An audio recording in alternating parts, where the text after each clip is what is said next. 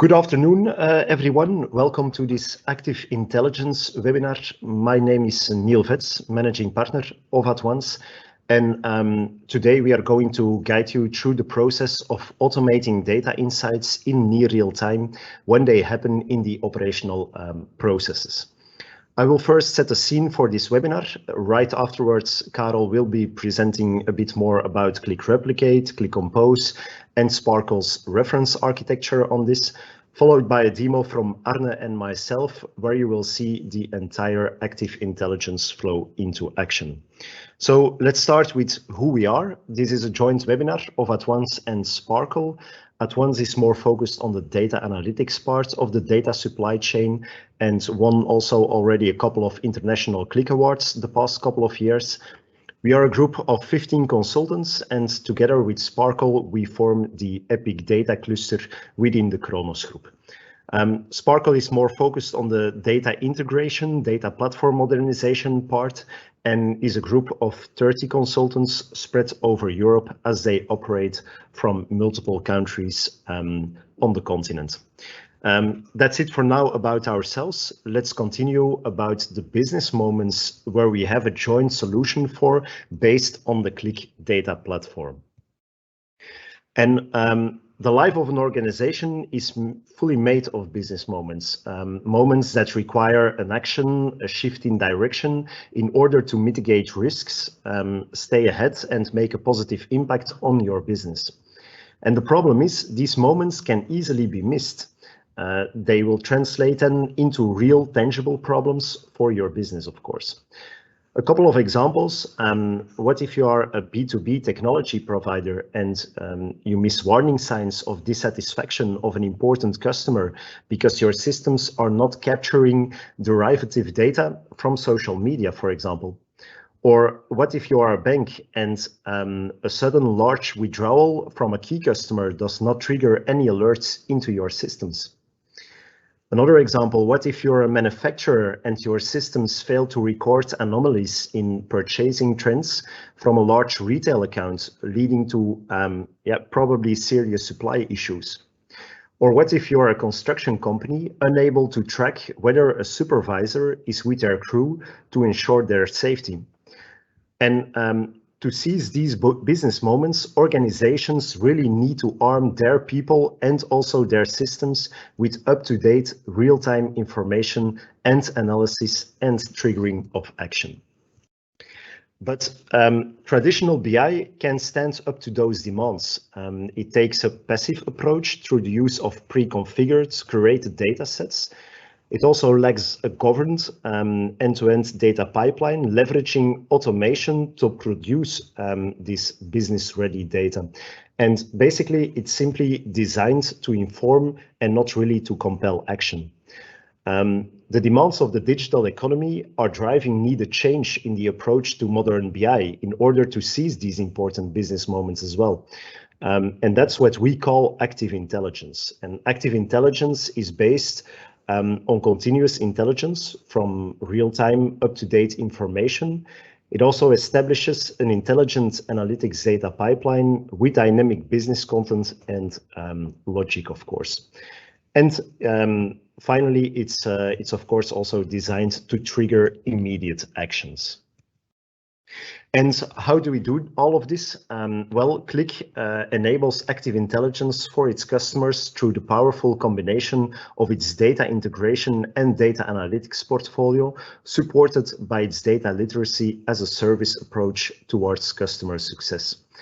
And we transform raw data into informed actions by establishing an analytics data pipeline to help free data from its silos, find it as well, understand it, of course, and ultimately we're going to action it.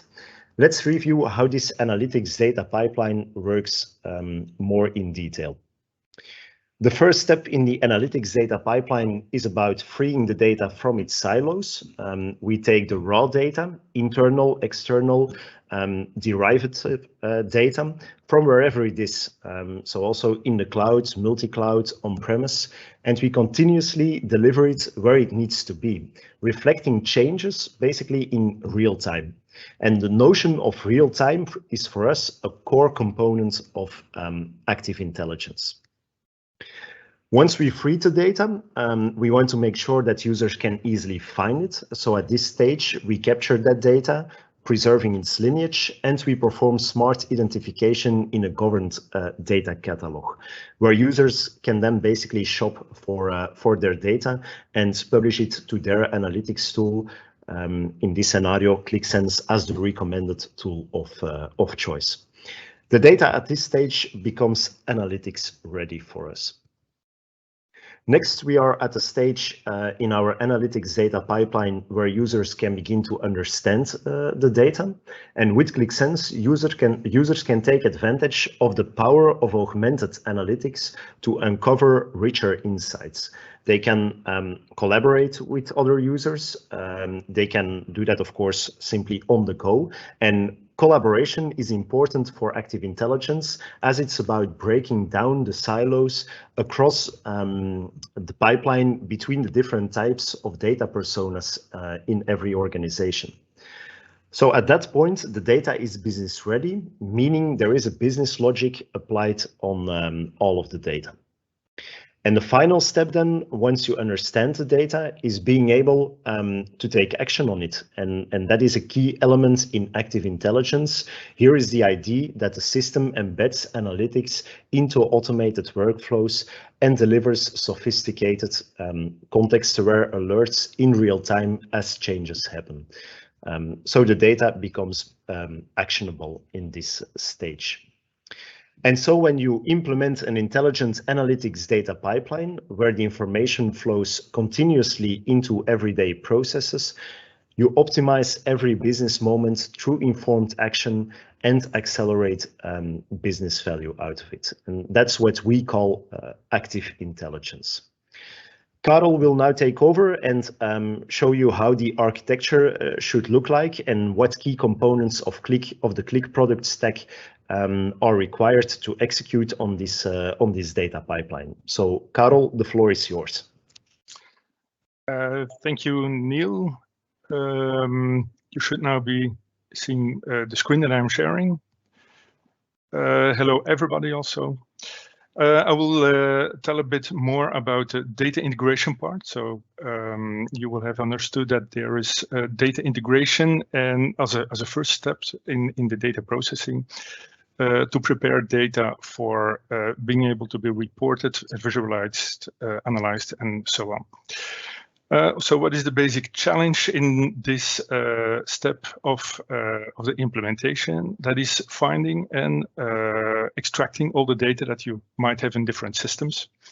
Could be that you have several technologies or that you are in the same technology, but that you have several databases, that you have IoT submitters of data, like technical devices sending data, could be a Kafka stream, could be files that you receive, can be anything. And the challenge is to extract them, to make sense out of it, to link data. If you have different sources that give information about the same customers, the same products, the idea is to integrate the data so that you can make intelligent reports on it. That's what Qlik data integration is built for, and does very efficiently. The first step is the extraction of data. To the left, you see the different, in a very summarized way, the different types of sources that you can address to find your data. I will give a short view of all possible sources that are supported by the solution. Then you have a number of steps, a lot of which are in the standard configuration, so you don't have to do a lot of setup to just make a copy of your data to a landing database of your choice. And it could be that you send the data to a landing database, that you send it to a stream that you can consume, or that other departments can have access to, or data that you find in databases that you want to publish as files. Anything is possible. And in the process, You can make corrections, you can make transformations. Suppose that you get data from different time zones and you want to unify the time zone that you have in your reporting. The tool can support that too. Here, just a snapshot of all the sources that are supported. So there's really a lot of sources, and for each source, also the evolution of the product is supported. If you use Oracle as a source right now, and Oracle migrates to a new version, then the product will support that too. So if you want to build the kind of scripts yourself to extract all the data, not only it's a lot of work to write all the scripting, but every time that your source changes or you have an older version that you update to a newer version, you basically will have to revisit all your scripting and update it. So in this case, the tool does that for you. The second step, once you have extracted the data and maybe corrected and transformed some of the data, you want to structure it. You might have different sources. You probably will have different sources that are not just standalone sources. If you look at the data, because there will be different sources talking about the same products, the same customers, the same orders, and so on. And you want to integrate them. And that's what the modeling in this case will do for you. So you don't have to build your own data warehouse. At least you don't have to develop or script it. The tool will do that for you. And it will support linking data of different sources. It will support making different data marts. So the different departments, be it finance, be it sales, or people responsible for stocking, that they all have the view that they need on your data. And in these data marts, it can very well be that the same data, the same tables are used in different data marts, but you can model them differently, make different flavors of your data marts, depending on what the exact needs are of the people who will be using them. A lot of automation here, so there's no scripting that you need to do. You need just to define what you want, what you have as sources, and there what the first part of the Qlik data integration solution, the replicate step, has put in your landing, is read by the data warehousing automation tool and will be structured exactly as you have configured it. It replaces hundreds, if not thousands, of different scripts that you otherwise would have to develop yourselves. So there's a lot of work that is done for you and that will evolve over time. If your sources are updated, there's a new table, there's a new column, the tool will manage that automatically. So it will not stop or it will not require your intervention for it to continue functioning. Summarized in one simpler model. So now to the left, you have all kinds of sources. Could be different technologies, can be the same technology, but in different versions, can be on-prem, can be cloud. Then you have the change data capture streaming. So that's near real time capturing of data and copying to the landing. And then you have the two options, data warehouse automation or managed data lake creation, depending on the technology that you want to use downstream for the reporting. And in this demonstration, we will use the data warehouse automation. And finally, the results.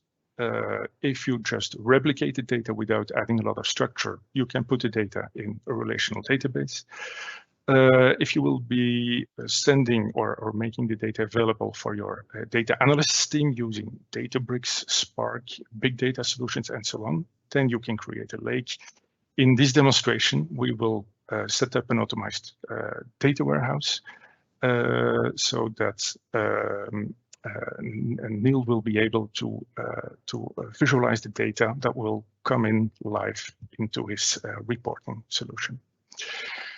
A quick summary of what we think at Sparkle are the major advantages and benefits of the solution. So the multi-platform, multi-technology support, which I mentioned a couple of times already.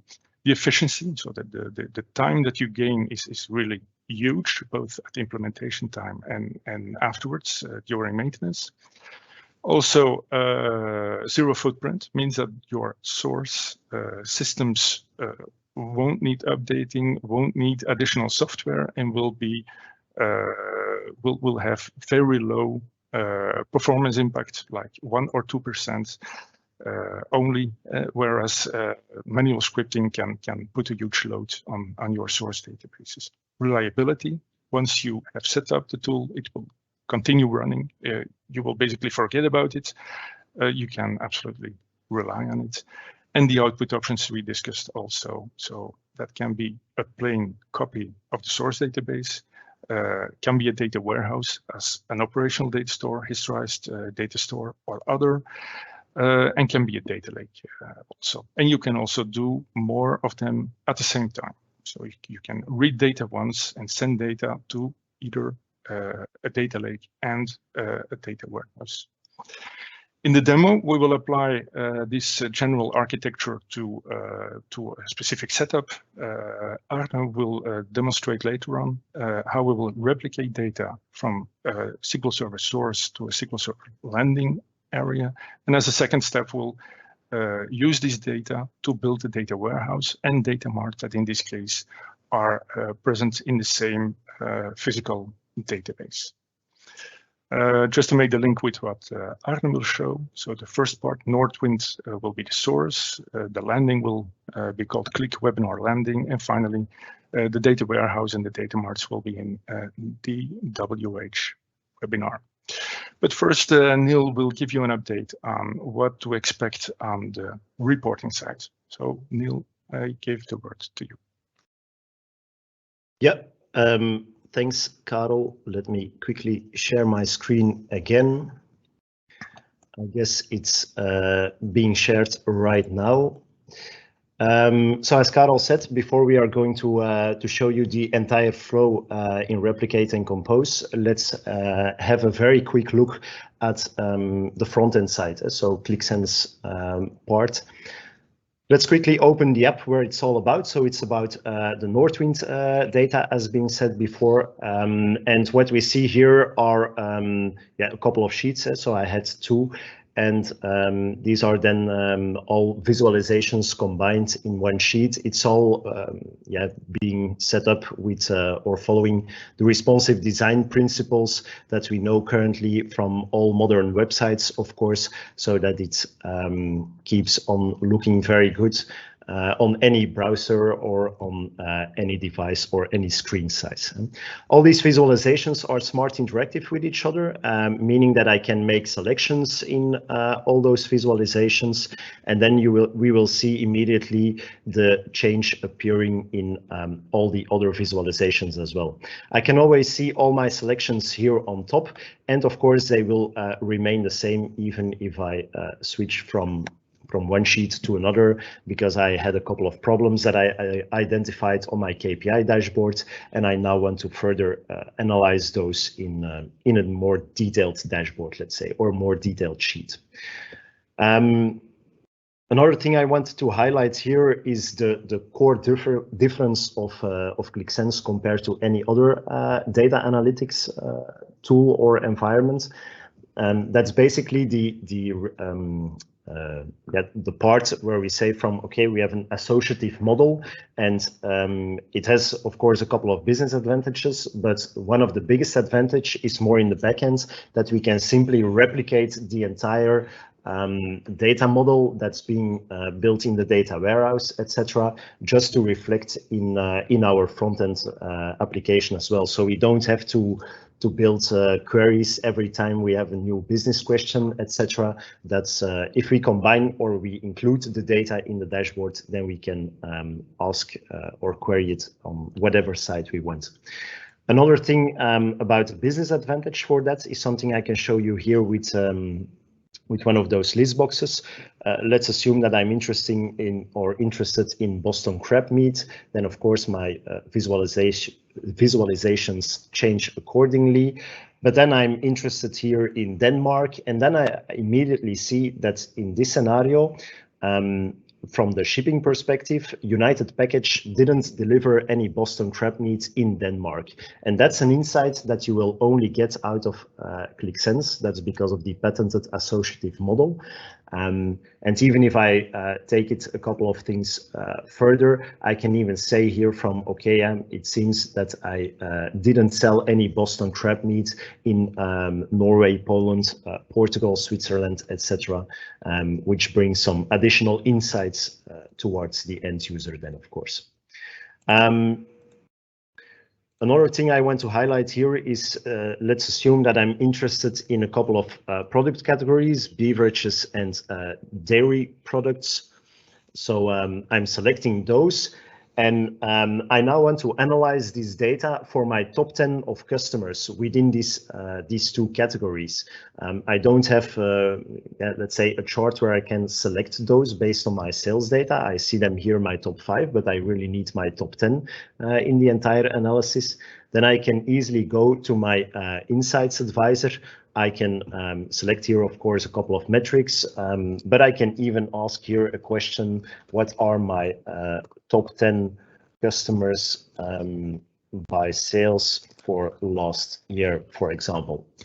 And then Qlik will just, within my context, so for these two categories or whatever other selections I would have made here, it will analyze the data, it will check my question, so it will break it down into a couple of things. And I now see here my top chart where my customers are ordered by my sales, so I can easily select those 10 customers and my top 10, and I can now go back to my analysis, and then I immediately see my analysis based on those 10 or top 10 customers for my two categories I selected earlier. The last thing I want to do here right now before Arne can start his part is setting here an alert, and that was the last stage that I told you about in my presentation. So let's say from I went here a demo alert. We are going to add a couple of measures. I want to add my orders, of course, but I also want to add my total customers. I can even break it down here if I want. I can break it down by customer, for example, or anything else. And after that, I need to set a couple of conditions. So in this case, we're going to keep it simple. We will take the total orders. I have a couple of operators here, some comparisons, and I just want to say if it's now bigger than 891, which is the number here right now, then we want to get an alert. I need to fill in the distribution, so it will evaluate every time the data is automatically refreshed from the source system, and I need it only once a day if it's above this number. I can share it with each other or other users, but in this scenario, I just want to have it for myself. So my alert is now created. Arne, the floor is yours. You can now start explaining the Qlik Replicate and the Compose thing from a demo perspective.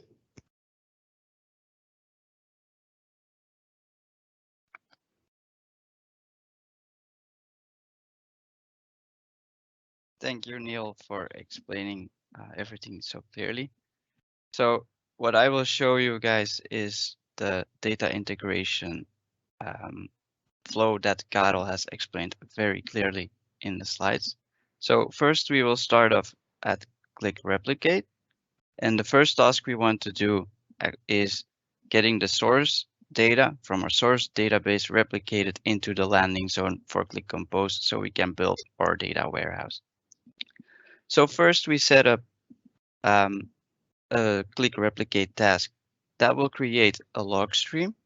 So from the source data goes from the source database towards the log stream. Why would you use a log stream? Well, you use a log stream if you want your source database to be replicated towards multiple targets. That's the best practice to do it. In this case, we won't use multiple targets, but we still wanted to show you that the whole flow works if you use a log stream. So this task has created, so you can see it on the right-hand side from the Northwind database towards your log stream. Then you make another task from the log stream where you use the log stream as a source. And then it goes to the landing Qlik webinar database, which is your landing zone for that you will use in Qlik Compose. If you want to see, so Carol also explained that there are a lot of options concerning targets and endpoints, sources and targets. Well, I will show you some of the sources. You can see here what all the things you can use as a source. So you have Oracle, MySQL, and a lot of other options. For targets, it's mostly the same. There are some slight differences, but I will not go into detail. And here you can see that you can make a log stream. We will not do that here because we already have a task that is defined. So let's move on because now we have already our source data into our landing zone. So we move on to making our data warehouse. The first thing we have to do is to connect our data warehouse database and our source database. That is done on the left-hand side. You can see here, I will just open this. This is my data warehouse that I have connected towards Qlik Compose.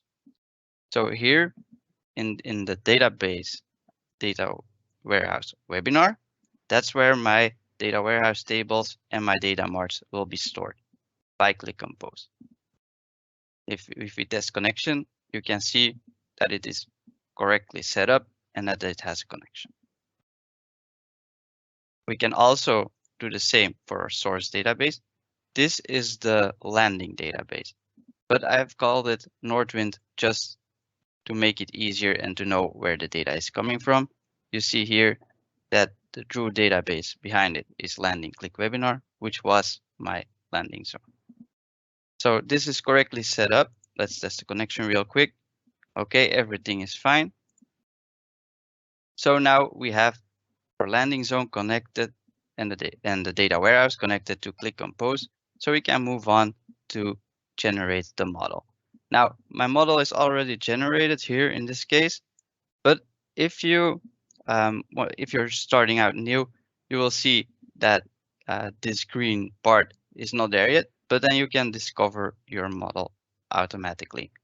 Other options you have to create your model are making it manually or importing an already existing model from Arwin. Now, let's see what the model is that. In this case, I let Qlik Compose automatically generate the model. So let's see what the model actually is. So you see here all the tables that were in my source database and in my landing zone. And then you see here, so order details, it has a relationship with orders, and then it goes to employees. So you can see all the relationships that are defined in your model, which is nice. Another thing you can do is you can see all if you click on Manage Model, and the logical model shows you the original tables. So this is how it has been loaded into Qlik Compose. Let's take customers right here. Another thing you see on this in this screen is the orange part that says cust. This is a prefix I made. Just this is a small hint I will give you guys if you ever implement this in real life. Well, then it helps the end user, so Neil, to identify in the data mart which column comes from which original table. And it also gives an indication of what the data is about. So it just makes Neil's life a lot easier. And it's a small effort for you to put it in. Then you have history types. Type 1, you see that it creates a hub. This means that every time a change happens to this kind of data, well, then it will just change your record. Type 2, historization of type 2, it creates what we call a satellite table. And what this does is every time your value of your record changes, it just creates a new record for the changed value. Now, all these talk about hubs and satellites might be a bit confusing. So I will click to physical model, and there you can see the models, how they the tables that will be made in your data warehouse. So you have the customer hub here, and you can see customer ID and source ID, which were indicated in the previous tab as type 1s. And then we will click to the customer satellite, and there you can see all the other variables that or columns that we had defined, and those are type 2 columns. So that is how your data will be loaded into your data warehouse. But it's still not loaded in yet. This is just the beginning. To make those tables in your data warehouse and to load the data into your data warehouse itself, you have to generate your ETL sets and your tables first. Now, I've already generated my tables and ETL sets, but if you haven't done that yet, then instead of validate, you will see that there is a create button here. So you can press that, and then you can start. So that creates your tables, and then you can create your ETL sets. If you want to create your ETL sets, you will find here Northwind and Northwind CDC. And then you press generate here, which I can do for you guys. Then you will see all the ETL instructions will be generated automatically. You just press run and your data is loaded in. If there is a problem, it might, most of the times in my experience, it is because of the mapping that is not right. Qlik Compose normally does all the mapping for you. So it's normally it's automatic, but there might be some complications sometimes. But in the most cases, that doesn't happen. It just works fine. It's mostly when you custom design your model that you might run into some inconveniences, let's say. So that is this part. For CDC, the same steps can be applied. Now, oh, I forgot to say one more thing. So in reality, you see here all the instructions that are made. Those are in reality all small SQL scripts. Now, if you want more information about what those SQL scripts are, you can press ETL commands, and then you will see a lot more information about the instructions that have been made by Qlik Compose automatically by generating them. So let's move on. Now we have our data in our data warehouse, so we can move on to create a data mart that will be usable for the end user. I have created a data mart. Now, here we see that order details will become our fact table. And now we have products and orders as dimensions. Now you will wonder, why are all the other dimensions left out? Well, technically they aren't. They are still there, but Qlik has an option to also integrate them into their, let's say, overhead relations. And what I mean by that is I will show you the model. So let's see. Products also has a link to suppliers and to categories. Orders has a link to customers, employees, and shippers.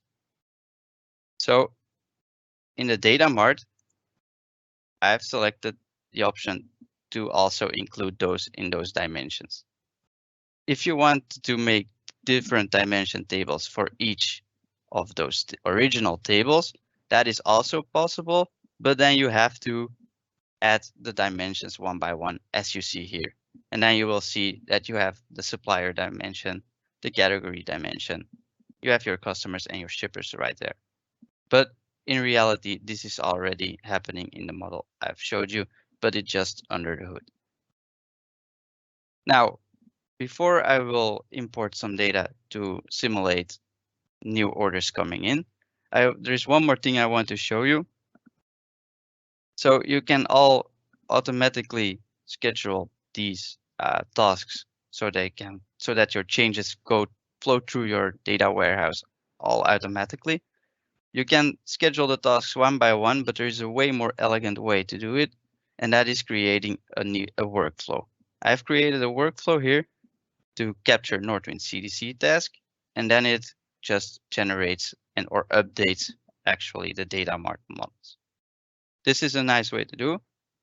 There's one more thing I wanted to show you on this part, and that is that you can schedule it in a lot of different ways.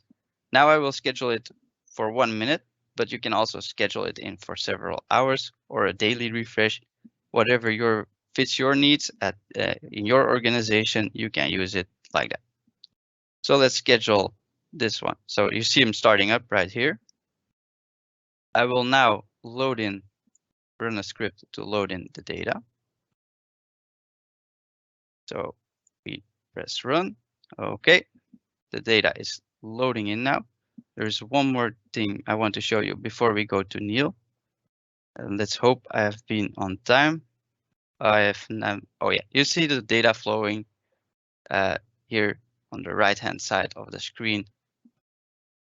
We just saw it. Okay, we checked everything. There are inserts. Good. So Neil can take over and show his beautiful dashboard to you guys. Yeah, thanks, Arne. So let me share my screen here as well. I didn't see the changes reflecting right away now, but let's wait 1 more minute, let's say, for those changes to come in. They shouldn't take that long normally. So what Arne showed now is inserting, let's say, all the records, and then the change data capture part will automatically detect when changes happen then at the source, and then start over, of course, that entire flow until it ends up in the dashboard with new data. Let's quickly check here my end. It should be there in a couple of seconds more, I think.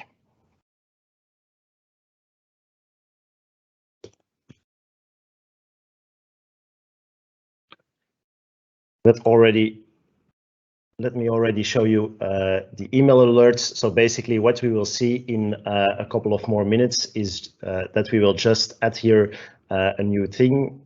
I think in the meantime, I saw it. Yeah, so you saw here in the backend now adding the orders, so 906. I immediately got an alert here or a notification in Qlik Sense itself.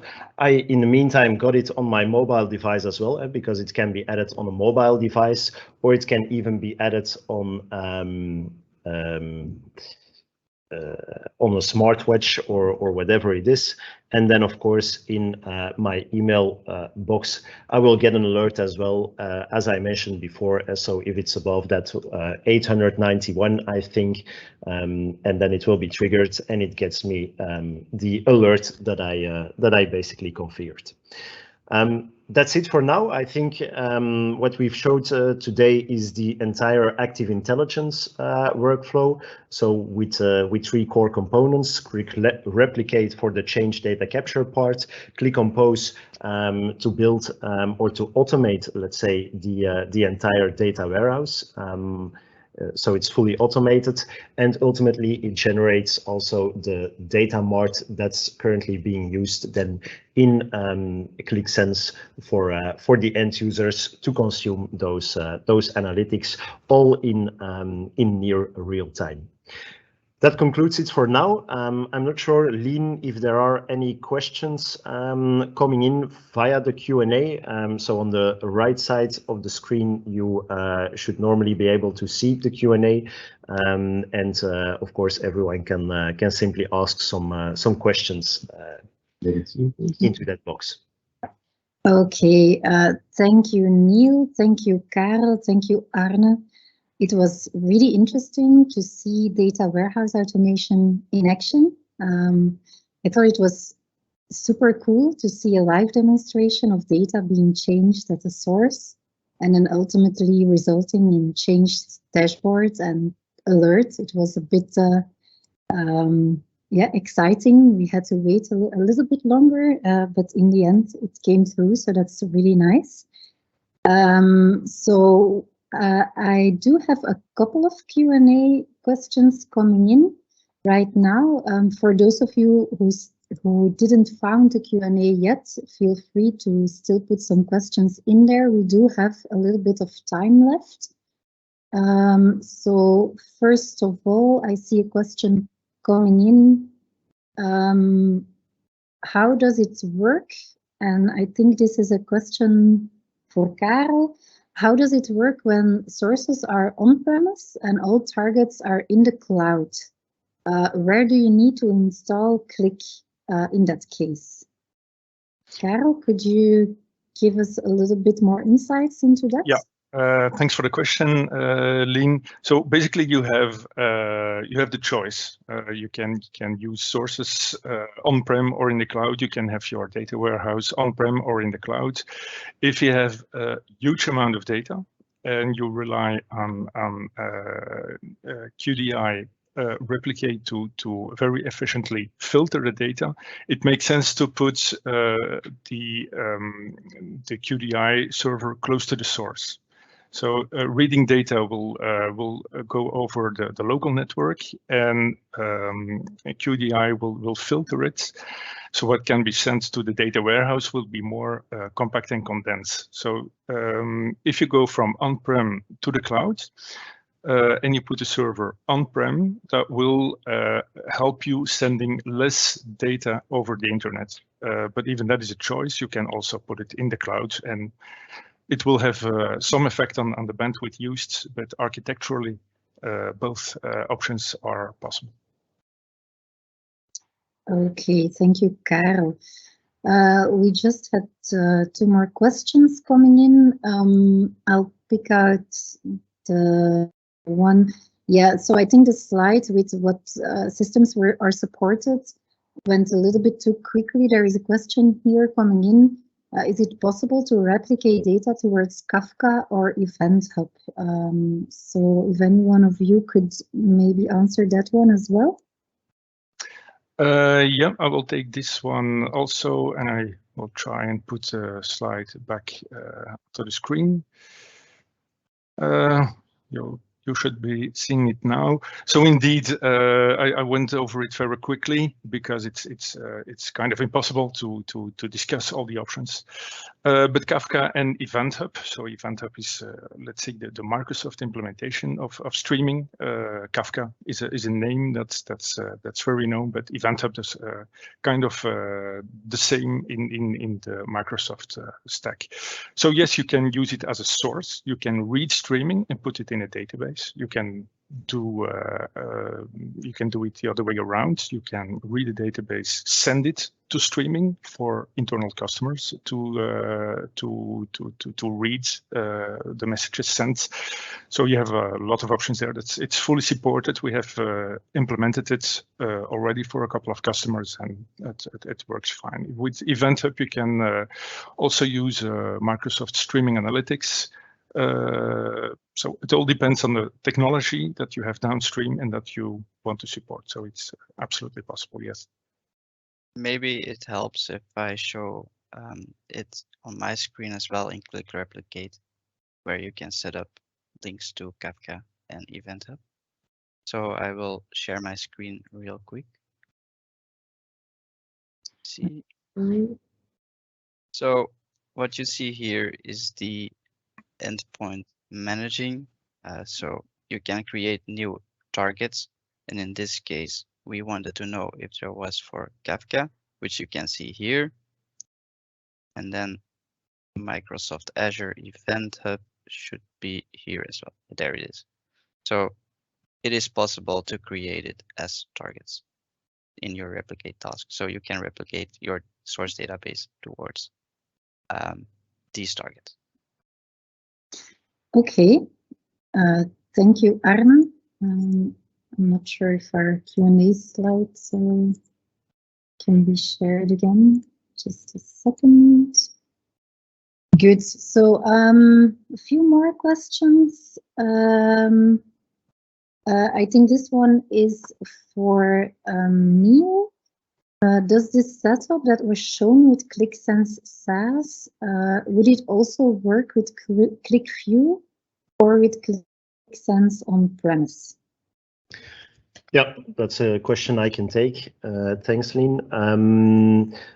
Yes, it definitely works with Qlik Sense on-prem and also with Qlik View, because basically the entire Qlik data integration part is fully independent on what will be the data analytics part. It can be Qlik View, Qlik Sense, or any other technology apart from Qlik, of course. The only thing that you won't get with, for example, Qlik View is the alerting thing, because alerting is simply not available in Qlik View. It is out of the box available in Qlik Sense SAAS, and it is available as a payable add-on, let's say, on the Qlik Sense on-premise part.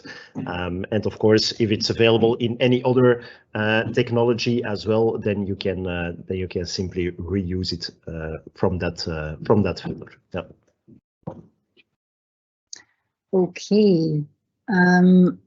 We have one final question at the moment, and that is about SAP. Someone is asking whether it is possible to get data out of SAP, and I guess that question is derived because it's probably not that easy. If any one of you could take that question as well, maybe Karel. Yeah, indeed. SAP is fully supported. So the replication from SAP is built in for the structuring part. So what we call the Qlik Compose part. There's also a lot of standard templates specifically for SAP, also for other technologies, so that it makes the work even easier. You don't have to invent the different structures and data marts that you finally want to have in your reports. Since SAP has a kind of standard setup, it's always customized, but basically the data under the hood is similar for every implementation. Qlik has developed templates that fit directly onto that data, and that can give you the reporting, the data warehouse, and the data marts right out of the box. So there, in that case, if it's SAP, since it is a very known and supported implementation, you can use those templates and gain a lot of time once again. Okay, thank you, Karel. I think that concludes the section of the Q&As for now. In case you still have questions that haven't been answered during this webinar, feel free to send us an email and we will do so later on. And then, yeah, the only thing I wanted to conclude with is that we also recorded this session. So for anyone who wasn't able to join or would like to share this content with other people, don't hesitate to do so. We will share the content, the recording of this webinar with everyone. And yeah, finally, thank you all for joining, for the nice questions, and thank you, Neil, Arne, and Karel for the really nice presentation. Speak to you later, hopefully. Bye. Yeah, thanks everybody. Bye. Thanks everyone. Bye-bye.